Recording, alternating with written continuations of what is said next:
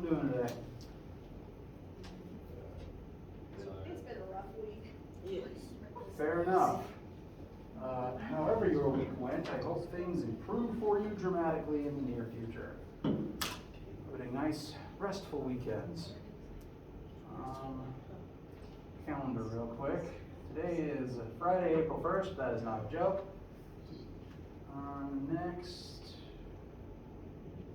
Next week will be pretty normal. We'll have lab as usual. I may, stay tuned for information on this, I may cancel lecture on Friday. I'll probably give you a video to watch instead on your own time, but we may just not come in for lecture on Friday because I'd be going out of town for my birthday. Oh. Happy birthday. Thank you. My bro, treat yourself. Go ahead. The week after that, we will also have lab as normal, but we also won't meet that Friday because Easter break. Week after that, we won't meet Monday, and therefore there just won't be any lab at all that week. So we're actually nearing the last couple of labs, frankly. Once we hit this point, yeah, there won't be any more labs because we'll have test 2 within these last 2 weeks, and then it's exam season. So only two more labs? Yes, there's next week and the week after, just 2 more labs, for a total of 10 in the semester.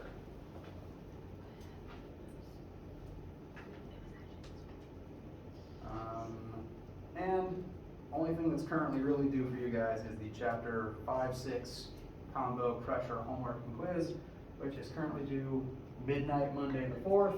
Do please be working on that. Do let me know if you have any questions as you're finishing it up. You can finish it up on Monday after class. My primary goal for today is to start chapter 7, heat and thermodynamics, namely the heat part. Chapter 8 will be the thermodynamics part. And then that will be the last of the new material before test 2. Yes? Okay, so is chapter 8 going to be on test 2? Yes. Okay. So 5, 6, 7, 8. Correct. Okay. Thank you. 4 on test 1, 4 on test 2, and I might spend a day talking about some miscellaneous topics before the exam. Because I do like to talk about waves and electricity, because it's generally helpful to know how your senses work and how to not get electrocuted, even if we don't have a full unit for it.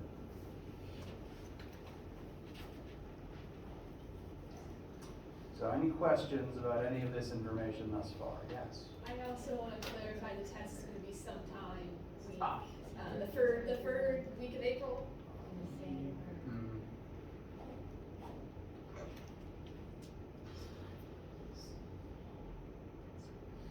I'm realizing now Easter break is complicating things a little bit.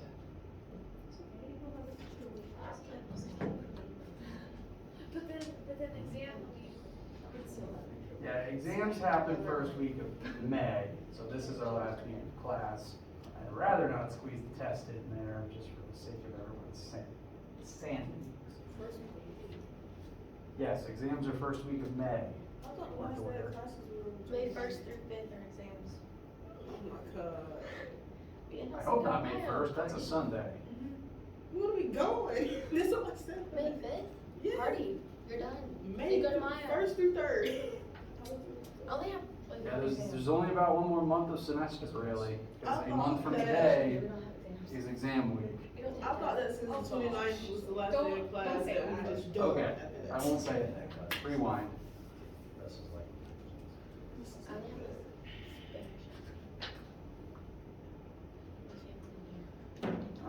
only have We may have test 2 in a slightly different way as we did test 1, because I'm realizing that unless it's this week, we won't be able to do it during lab time as normal. So I will figure out a way that we can do it that doesn't involve you rushing into class to take it in 50 minutes. But I'm gonna have to plan that one. There will be a second test though. It won't be that bad. You can just make sure everyone has a chance to get a second one in. So, when test 2 is announced, but it will be within those last couple of weeks. I'm gonna avoid having it the very last week of class, because that's not fun. you or me, actually.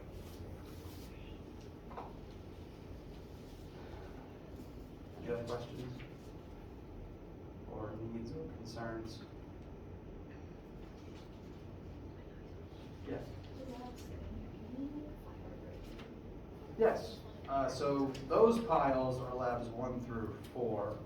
Lab 5 is in the lab room. You're welcome to collect labs at any time. Like, they're yours, it's your work, you can take them, you can keep them. But since they're all group activities, one of your group mates might have already claimed them. So if you don't see yours in the pile, I can tell you the score. I have all those scores written down. Yes. Did you give that chapter 1 test, or did you just show it? I did. Some people, they are in my office. Actually, they're either in my office or in the lab room right now. But I did give them back. Some people just, they weren't present on those days, in which case you could still come get it. You'll just have to talk to me out of class. They should be in the lab room, so I will maybe pick those up later if you want to talk to me this afternoon. But test 1 is yours. You can collect it, you can keep it, you can study from it.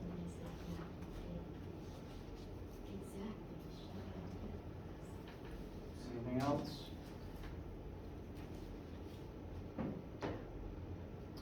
Please do interrupt me at any time with any of your thoughts or concerns. Any random questions before we start learning about heat and thermodynamics? Or questions related to the homework that's due on Monday? All right. Let me know any inquiries you have as they come up, and do please interrupt me.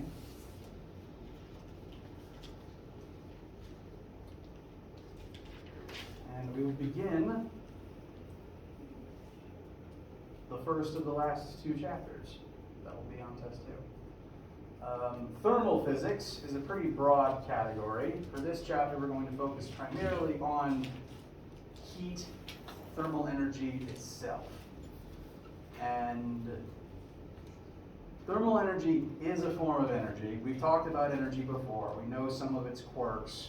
We know some of the ways it can be helpful and some of the ways it can be annoying. We're talking about this one right now. I want the segue to be that. In chapter 6, we were looking at all the different things that contributed to pressure in a system. But we actually elected to ignore one because it wasn't represented in Bernoulli's equation. Because thermal physics also affects pressure. I want to use that as the segue here.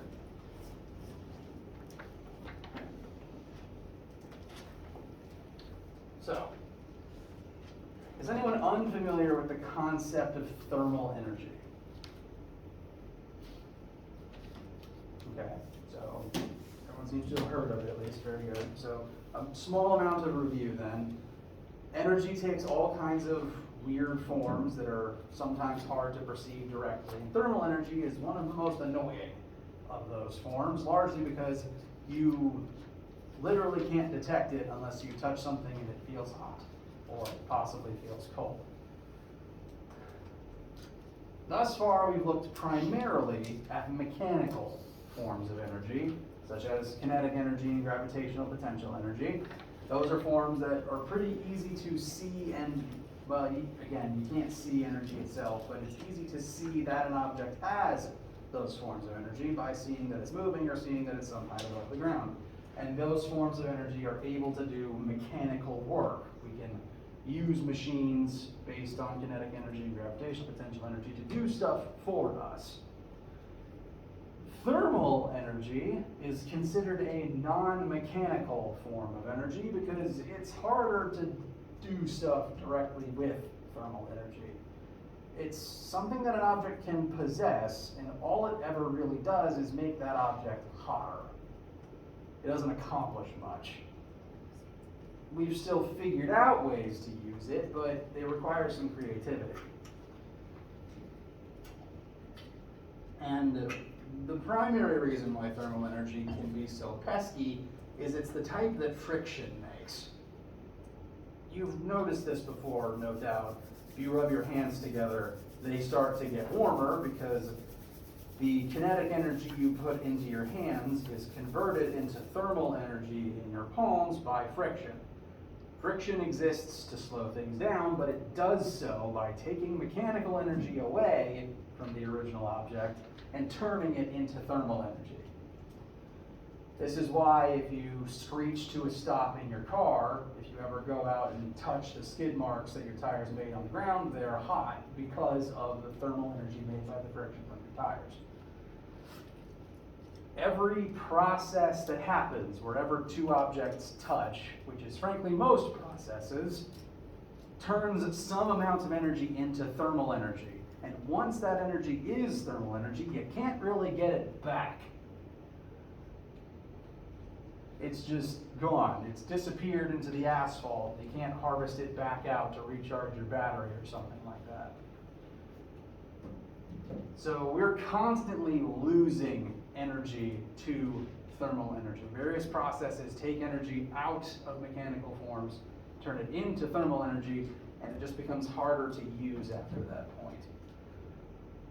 So it's routinely a pest if you're doing energy efficiency calculations or building something with moving parts, because those moving parts, there's always friction between them, they'll always generate thermal energy, they'll usually overheat and sometimes melt.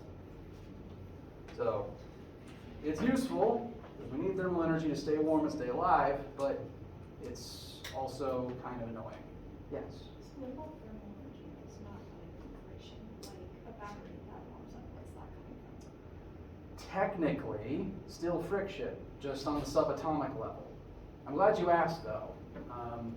Electricity, it's hard to think of electricity as matter moving, but it actually is. Electricity, the definition of electricity is electrons moving from one place to the other. And electrons are made of matter, they have mass. I suppose it's not friction in the conventional sense, because usually electrons don't slam into things physically, but as electrons pass through something, they do leave energy behind. If the electrons themselves are energized and moving from point A to point B, they have to pass through something, like they'll pass through the metal of a wire or through the water of a lake. And as they pass through those atoms, they leave energy behind, and that makes the thing it passed through warmer. Or if it's a machine, it makes it turn on.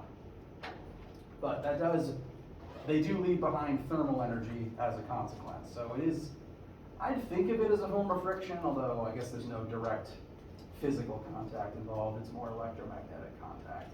But it is energy left behind by motion. You know, you can think about it kind of like that.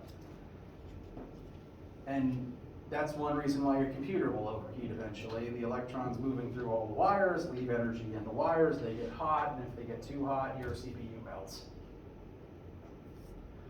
Once when I was doing a research project upstairs over the summer, one of my classmates ran a simulation all night on one of the lab computers. And when we came back the next day, it had borderline melted because it had been thinking overclocked all night, current just running through everything, whole lab smelled like smoke. So take care of your machines. Now, thermal energy, since it's a form of energy, you can't really detect it directly. You can only detect what an object that has it does with it. And thermal energy is responsible for a few different phenomena. Namely, it's responsible for every time you as a human have ever felt the sensation of hot or cold. When an object possesses thermal energy, you can tell by looking at a few distinct properties of that object. Like if something has kinetic energy, you can see it moving. If something has thermal energy, again, you usually can't tell just by looking straight at it, because the energy is represented on the subatomic level. Like I said, friction creates thermal energy. It takes energy away from the mechanical form and turns it into thermal energy. The way that it does that, if you remember what causes friction,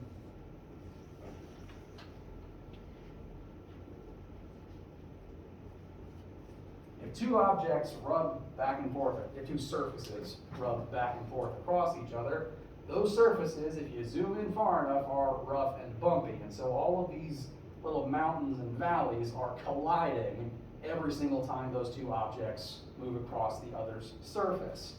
every single one of those collisions causes a transfer of energy. It's like when we looked at normal macro scale collisions between cars or something. There's a transfer of energy every single time one of those little peaks collides with one on the other side. And in those collisions, energy transfers from one side to the other. But since we're kind of looking at this on the subatomic level, it's not just that, specifically the form of energy that's getting swapped back and forth between them is thermal energy. Because thermal energy is secretly kinetic energy on the subatomic level.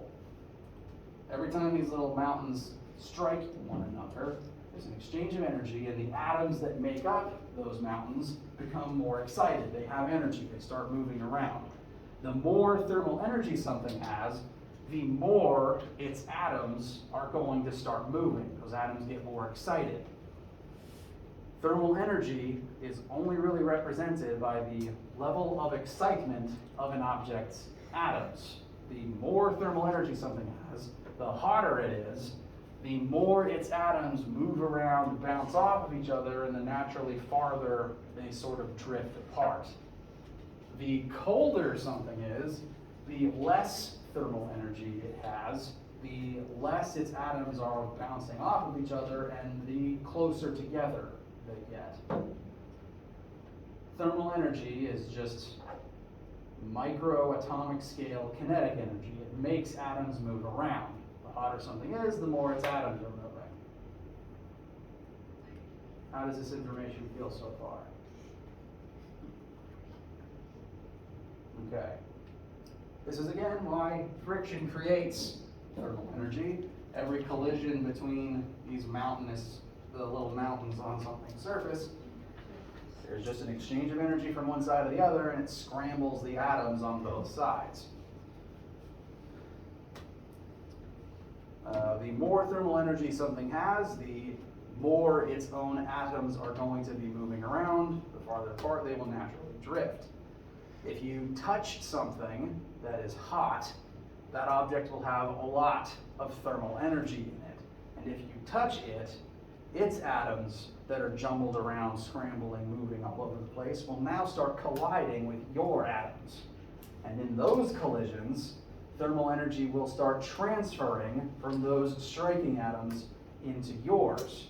And so the sensation of heat, when you touch something and you think, ouch, hot, pain, that's caused by thermal energy leaking into your hand via the collisions from the atoms of what you're touching with the atoms that make up your skin. Subsequently, if you touch something and it's cold, that means you have more thermal energy than it. And your atoms are now the ones striking the cold object, and you lose thermal energy as your energized atoms strike the atoms of the colder thing. The energy will flow always from hot to cold. Thermal energy flows from hot to cold. Important thing to keep an asterisk next to in your notes.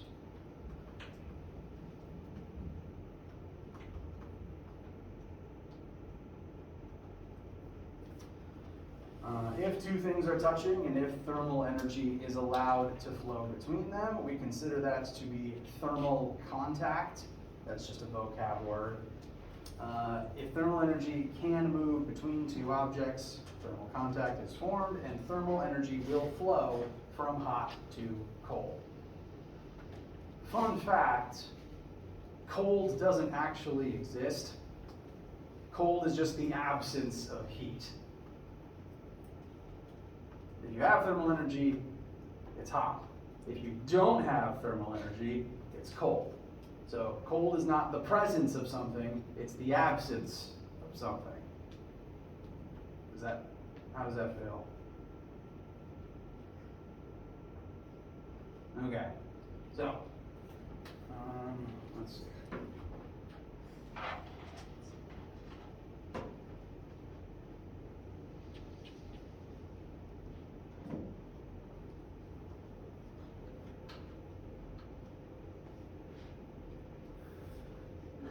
if two things are allowed to touch, come on, projector.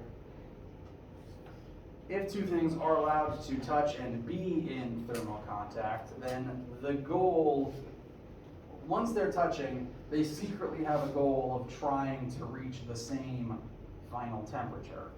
Because if you're touching something that's hot, it's going to keep feeling hot until it's at the same temperature as you. Then it just feels normal. If you're touching something cold, it will continue feeling cold until it's at the same temperature as you. Whenever two things are touching, thermal energy will transfer between them until those two objects reach the same final temperature. It's like, well, it's quite literally like osmosis. Water goes from high concentration to low concentration. Thermal energy goes from high concentration to low concentration. Yes? So what about that? Is that like friction from like blood or something? Like, where do we make our own heat? Yes. So, all living organisms, let me specify, all organisms that can move of their own volition. So, discounting plants for a second. If you have muscles,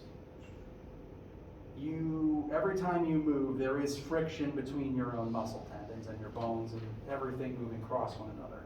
That does generate some amount of heat, and that's one reason why, if you're cold, a quick way to warm up is to start jogging in place, burning energy. The more you move, literally, you will start making more heat to keep yourself warm. But humans, as mammals, have an extra way to generate heat.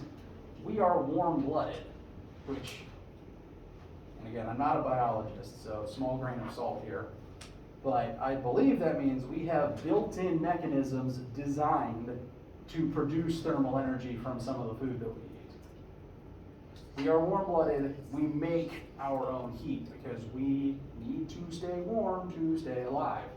So a certain amount of the food you eat gets broken down and turned into thermal energy just to keep yourself alive.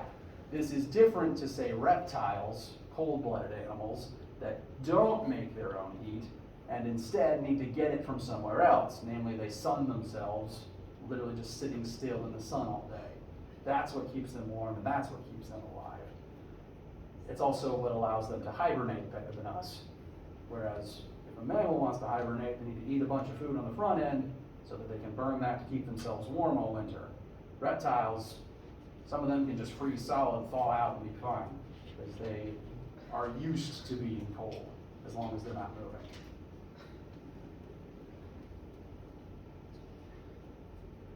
Maybe not reptiles freezing solid, but some frogs can freeze solid and be okay afterwards. Anyway, it was a little off topic. Did I answer the original question?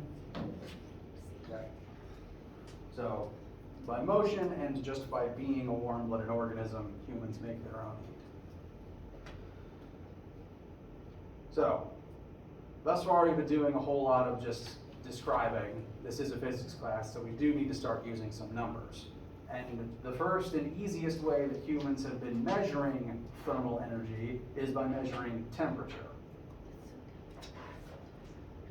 Because the temperature of the object is what determines whether or not it will feel hot or cold when a human being touches it. It's the first and easiest way to get some idea of how much thermal energy something has. So over time, humans invented a lot, at least 3 different temperature scales in order to describe how hot or cold something is. Now, temperature is a relative measurement. It only tells you how hot or cold something is compared to a separate object. So every degree on the temperature scale is just a relative measurement. Something at 70 degrees is, on average, hotter than something at 50 degrees. And there's 3 different temperature scales that are officially recognized. If you've lived here in the US for very long, you've probably heard some debates between the US and every other country on Earth whether to use Fahrenheit or Celsius. Those are the 2 most commonly used temperature scales, but there's secretly, if you're a scientist, a third one, Kelvins. And since they all come up occasionally, we do need to recognize the differences between them and be able to convert between them. So, of the three temperature scales, they all measure exactly the same thing. It's like the difference between feet and meters. The entire purpose of a temperature scale is just to tell you how hot or cold something is.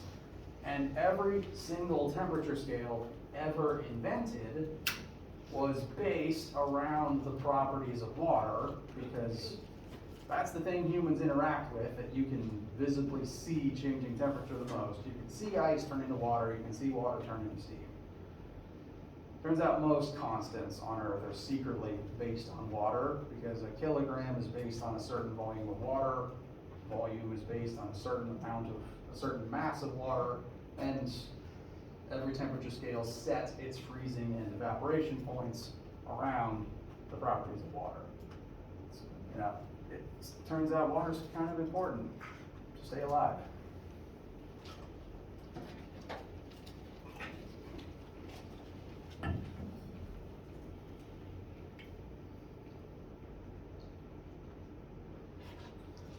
So, the three temperature scales, I'm actually going to go from right to left because that's the order in which they were invented. The first temperature scale, created by modern humans that we at least know about historically, is the Fahrenheit scale, named after a man named Gabriel Fahrenheit. I think he was a Swedish scientist or somewhere in Northlandia. And it was the first scale ever invented, and I promise you, a freezing point of water at 32 and a boiling point of water at 212 absolutely made sense to him at the time. Primarily because he was actually basing his calculations on not fresh, pure water, but dirty, muddy, crystallized salt water. Because he grew up in a fishing village and every boat was always caked in nasty, salty ice. So the scale he invented absolutely made sense to him, at least. Primary things to know about Fahrenheit scale: the freezing point is 32 Fahrenheit, boiling point is 212 Fahrenheit. And again, it was the first one, so it was the only one that we had for 50 years approximately. It was invented around the 1800s. 50 years after that, though, a lot of scientists got kind of fed up with it, for the same reasons that most countries besides America are fed up with it. And so a different man named Anders Celsius invented the Celsius scale. He basically took the Fahrenheit scale and just reset it, recalibrated it a little bit to be based on fresh water instead of icy slag. So 0 Celsius is now the freezing point of water, and 100 Celsius is now the boiling point of water. And for a good long time, scientists used this version because it was nice and base 10, it worked well with all of our math. So for about 100 years or so, this was the official metric unit for temperature. Then Lord Kelvin showed up. Kelvins are based directly on Celsius. If you'll note, there's 100 degrees between boiling and freezing Celsius. There's 100 units between boiling and freezing Kelvin. 273 Kelvin is the freezing point of water. 373 Kelvin is the boiling point of water. Those might seem like random numbers, but they do serve a purpose. Can something be colder than 0 degrees Celsius? Very much so. Doesn't happen often around here, but if you lived anywhere further north, it gets colder than freezing all the time. The freezing point of water is not the absolute coldest point in the universe, which means that ice has a certain amount of thermal energy in it. Its particles have thermal energy, and that means that you can take more thermal energy out and make it even colder. So temperatures can drop well below 0 degrees Celsius. 0 degrees Celsius does not mean 0 joules of thermal energy. And when scientists started realizing that, a man literally titled Lord Kelvin, I don't know his first name, I just know his title, decided that we needed a new temperature scale that was based on the actual point of what is the temperature at 0 joules of thermal energy. So the Kelvin scale exists so that 0 Kelvin, the lowest possible temperature that we humans can conceive of, represents the point where an object has no thermal energy. Every object you have ever touched has a lot of thermal energy in it. Even if you think it's the coolest thing you've ever touched, it still has a lot of thermal energy. Because I assume the coldest most of you have ever experienced is like maybe -10 Celsius, maybe -50 if you've done Antarctic explorations and you haven't told me yet. The coldest temperature is -273 Celsius. That is the point of 0 joules of thermal energy. That is the point where the atoms of an object are so cold, they are not moving. They are locked in place, stuck in time. Yes? Where is that located at? That does not exist naturally in the universe. Oh, It's so cold, it does not exist. At least naturally. so like it's not on like a planet or nothing? There is not a planet at absolute zero, no. Okay. Because the second an item is at absolute zero, it has no thermal energy. If it touches anything that has thermal energy, it's immediately going to start absorbing it. Because thermal energy always goes from hot to cold. So if 0 Kelvin exists and it touches something, it stops existing because it's just going to start warming up immediately. It'll also warm up if it's anywhere within line of sight of a star, because you can absorb thermal energy from light, which is why sunlight feels warm. So in every single point of the universe, on average, tends to be either touching some other object or within line of sight of a star. There's very few places in the universe where neither of those things are true. So the only places we have ever created that lowest temperature is called absolute zero, by the way. 0 Kelvin is absolute zero. It's the coldest you can ever get. Any experimentation we've ever done on absolute zero had to happen in a lab where the situation was created artificially. And usually on the subatomic scale with tractor beams. Because you have to literally force an atom to stay still and then hope another atom doesn't touch it.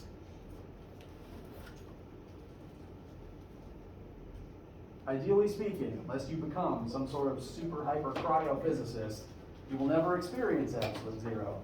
Because if you did, you'd probably die immediately. I don't think there's a probably in that sentence. You're right, there isn't. Human beings need thermal energy to stay alive. If you had none, you'd be rendered a statue and time would start getting weird. Time starts being wrong at absolute zero for a few reasons. Literally, it's not supposed to exist. But Kelvin scale exists such that 0 Kelvin is no thermal energy, and every unit above that is a better representation of how much thermal energy the object actually has, since 0 Celsius is not the coldest you can get. And that's the history of why there's 3 temperature scales. Since Kelvin is the best measurement of how much thermal energy something has, we are mostly going to be using Kelvin here. Celsius will sometimes be legal. I'll elaborate more on that later. But for right now, just to put in your notes, the official unit of temperature for all of our formulas is Kelvin. To help with that, there are some formulas that help us convert Kelvin into Celsius and Celsius into Fahrenheit and so on and so forth. Again, they just are different units of the same thing, like feet, meters, and miles, so you can convert between them. The formulas say that if you want to convert Celsius into Fahrenheit, you're going to multiply the Celsius temperature by 9/5 and then add 32.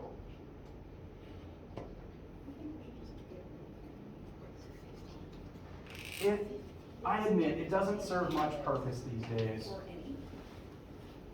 You're correct. I'm pretty sure America sticks with it out of stubbornness. I don't know why even it became our standard. My mom said when she was a kid, they tried to change to Celsius and nobody understood it and they just gave up. How do you not Yeah. understand it? 100 is boiling, 0 is freezing. How does that make? Well, People kids are are spend stubborn. like 210. Our like, entire country is built on Fahrenheit and Imperial, and doing the shift would probably throw it into like a nosedive A of lot chaos. of, yeah, a lot of older people were like really upset about it and they like refused and that's why it didn't work. That sounds we just right. wait. Everybody like, we just wait for them to die. Eventually they'll Oh die. my goodness. Kayla, It's true. everyone like 30 plus didn't want to do it. Okay, they'll die eventually. It was probably easier before the internet, because if like the king or the parliament of your nation said, we're switching to this, all the scientists would switch things over and all of the people would find out about it a decade later. These days with the internet, you can be mad about it immediately. And then it has to change because people are mad and voices don't get it. Yes, I'd say humans are stubborn. Americans are one of the most stubborn brands of human, so that's probably why. Our country is literally built on stubbornness. That is the formula if you have a Celsius number and want to turn it into a Fahrenheit number. If you have a Fahrenheit number and want to turn it into a Celsius number, then you'd want to do 9/5 times open parentheses TF minus 32.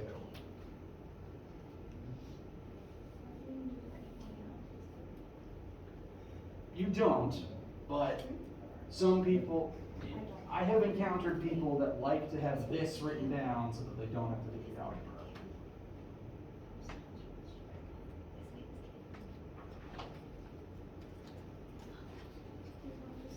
If you have a Celsius number, just multiply it and then add. You get a Fahrenheit. Just Subtract and then multiply by 5/9. It's technically algebra, since you're sending one thing over and utilizing PEMDAS. It has helped some of my students to have that in their notes, so I am putting it on the board. As for converting to Kelvin, I'm sure a formula for Fahrenheit to Kelvin exists, but generally speaking, this is the only formula people tend to reference. If you have Celsius and want Kelvin, you're just going to add a 273 to it. If you're at 0 Celsius, that temperature correlates directly to 273 Kelvin. 100 Celsius is 373 Kelvin. Meanwhile, absolute 0 Kelvin is negative 273 Celsius, which I think is like negative 400 and change Fahrenheit. It is real cold.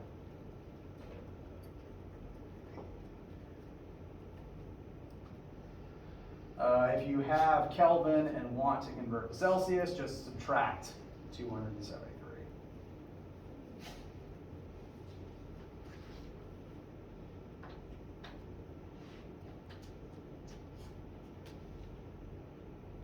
Questions about these conversions for right now?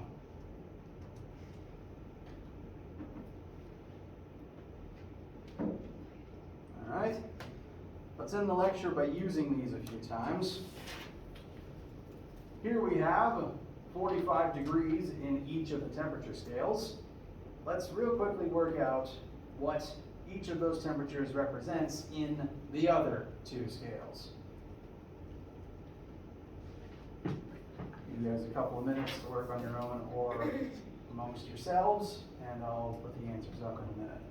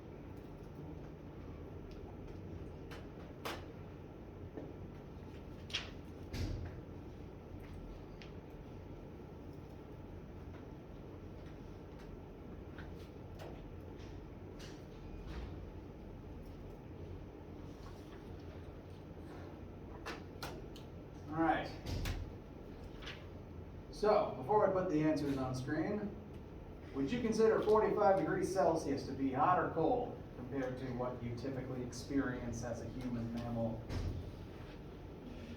living on Earth? Very hot. All right, 45 Celsius is very hot. What about 45 Fahrenheit? Coldish. Not quite freezing, but colder than you experience in the South usually. What about 45 Kelvin? You're probably dead. You're a statue. And the conversions back up these, come on, back up. The conversions, the final answers, validate these claims. 45 Celsius is 113 Fahrenheit. I think if a human registered that as their internal temperature, they'd be dead. That's 318 Kelvin. 45 Fahrenheit is about 7.2 degrees Celsius, 280 Kelvin. 45 Kelvin is negative 228 Celsius and negative 379 Fahrenheit. If your conversion math doesn't match these, please let me know and I can look over it. One more footnote that I want to point out before we break for today. For reasons that I don't fully understand, Lord Kelvin decided that, no, I will not have degrees Kelvin, I will simply have kelvins. Note that for every single Celsius and Fahrenheit, I've been listing degrees as its standard unit. Kelvin doesn't have that. There is no such thing as a degree as Kelvin. It's just kelvins. I'm not sure why, but the degree symbol is never there for Kelvin. I make a point of always writing just the letter K instead of the letter with the degree symbol, because Lord Kelvin was a persnickety guy, and I don't know why he did that. But this will be the first and easiest way that we will be indicating how hot or cold something is in the coming weeks. Questions, comments, concerns? Yes? This was about the final exam stuff, because I was looking at the date, so is yours supposed to be May 2nd, since it goes by periods? Let me check real quick. Because I was trying to find it, and I think it's May 2nd at 5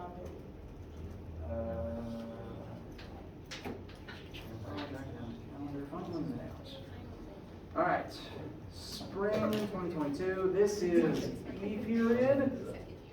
So our advertised time is Monday the 2nd at 5:30 p.m. But additionally, since the other section of this class is F period, that means I'll be giving the same exam during the F exam time as well. Whether or not it's any better is up to your opinion. The F time is Monday the 2nd at 8:30 in the morning. Oh my God. Yeah, no. All of my exams are either right early in the morning or I'm already tired and don't want to do anything. I've managed to have 3 exams on the same day somehow. That seems illegal. I have 4. One of my. How did that one? I don't know, because one of them is a paper to turn in, so it's not actually an exam. Yeah. I still have to turn it in that day. Yeah, we're allowed to eschew this schedule if we have some other assignment, but if I'm giving a normal exam, this is the schedule I have to It's keep. dinner.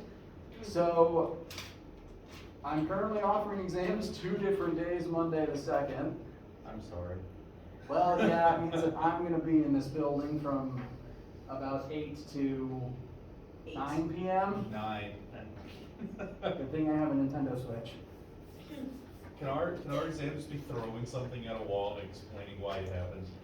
I might offer you bonus points. Like, Ooh. that's so fun. Throw spaghetti at the wall. It's great, it sticks. Yeah. It I might love have to be it. an exterior wall. But can we throw spaghetti at sticks? Let's use those catapults that we used for that one lab and just fling meatballs.